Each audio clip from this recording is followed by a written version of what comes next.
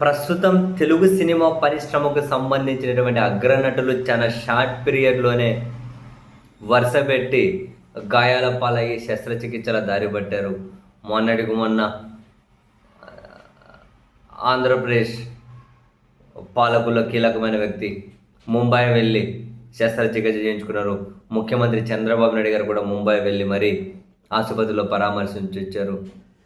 ఇప్పటికీ ఆయన చేతులు కట్టెల చుట్టూ బ్యాండ్లు చుట్టుకొని ఏదో సీరియస్గా పేపర్లు చూసుకుంటూ ఫోటోలు బయటకు వస్తూనే మనం చూస్తూ ఉన్నాం. అండ్ ఆ తర్వాత రామ్ చరణ్ తాను కూడా తమిళనాడులో ఇలా అక్కడికి ఒక ఆసుపత్రిలోకి వెళ్ళి ఏదో శస్త్రచికిత్స చేయించుకున్నారు మణికట్టుకేమో. ఆయన 6 నుంచి 8 వారాలు రెస్ట్ తీసుకోవాలి అని చెప్పి డాక్టర్లు సూచించారు. ఆ ఫోటోలు కూడా సర్క్యులేట్ అవుతూ ఉన్నాయి. ఈ లిస్ట్లో నెక్స్ట్ జూనియర్ ఎన్టీఆర్ కూడా చేరారు. ఆయన కూడా 6 నుంచి 8 వారాలు వైద్యుల పర్యవేక్షణలో ఉండాలి అని అఫీషియల్గానే ఎన్టీఆర్ వాళ్ళ ఆఫీస్ నుండి ఒక ప్రకటన వచ్చింది. అయితే ఈ క్రమం మధ్యలో ఇంకా రాజకీయాలకు సంబంధించి అయితే షర్మిల గారు కూడా తాను కూడా ఏదో చిన్న సర్జరీ చేయించుకొని తాను కూడా ఆసుపత్రిలో ఉన్నారు, డిశ్చార్జ్ అయ్యారేమో, కోలుకుంటూ ఉన్నారు ఆ మేడం కూడా. ఈ క్రమంలో షర్మిల గారు కోలుకోవాలి అని చెప్పి ముఖ్యమంత్రి గారు లోకేష్ గారు ట్వీట్లు చేశారు, ఆకాంక్షించారు. మంచిదే, ఒక అనారోగ్యంతో ఉన్నారు అని అంటే కోలుకోవాలని చెప్పి ట్వీట్ చేయడంలో స్వాగతించాల్సిందే. బట్ ఇక నెటిజన్లు లేవనెత్తుతున్న పాయింట్ ఏంటి అంటే, మరి జూనియర్ ఎన్టీఆర్ మీకు దగ్గరి బంధువు కదా, ఆయనకు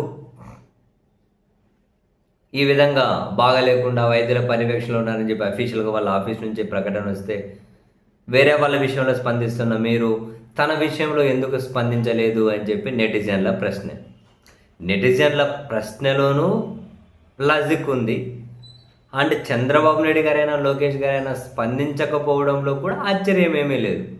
ఎందుకనంటే ఒకటి వెరీ క్లియర్, తెలుగుదేశం పార్టీలో ఎవరు అవునన్నా కాదన్నా ఇప్పటికీ కూడా జూనియర్ ఎన్టీఆర్ వస్తే బాగుంటుందేమో అని చెప్పి ఆశించే కొంతవరకు జనం లేరు అని చెప్పి మనం అనలేము. ఇప్పటికిప్పుడు వాళ్ళు బయటపడకపోవచ్చు.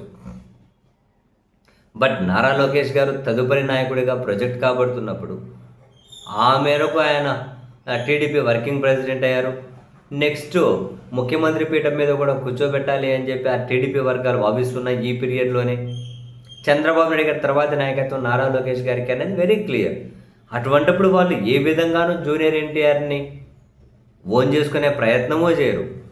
జూనియర్ ఎన్టీఆర్ విషయంలో అంటే కనీసం కాన్సర్న్ చూపుతూ ఉన్నట్లు కూడా ఇటువంటి విషయాల్లో స్పందించి ఏమో వాళ్ళ క్యాడర్ను కూడా ఈ విషయంలో స్పందించేటట్లు జూనియర్ ఎన్టీఆర్ మీద ఏదో టీడీపీ క్యాడర్కి ఒక కాన్సర్న్ వచ్చేటట్లయితే వాళ్ళు చేయలేరు.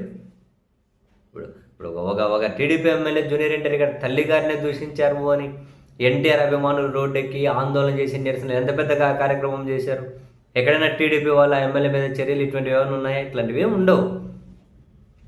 అసలు జూనియర్ ఎన్టీఆర్ను ఎంత దూరం పెడితే తెలుగుదేశం పార్టీలో తదుపరి లోకేష్ నాయకత్వానికి అంత మంచిది అని తెలుగుదేశం పార్టీ భావిస్తూ ఉన్నప్పుడు మరి ఏ విధంగానూ జూనియర్ ఎన్టీఆర్ మీద వాళ్ళు కాన్సర్న్ చూపలేకపోవచ్చు. సరే, ఒక మాట ట్వీట్ చేస్తే పోయేదేముంది అనుకోవచ్చునేమో. బట్ అలా చేయడం ద్వారా కూడా టీడీపీ క్యాడర్ కూడా స్పందిస్తారు కదా, జూనియర్ త్వరగా కోలుకోవాలని. ఇది మళ్ళీ పెద్ద ఎత్తున సర్క్యులేట్ అవుతూ పోతాయి కదా.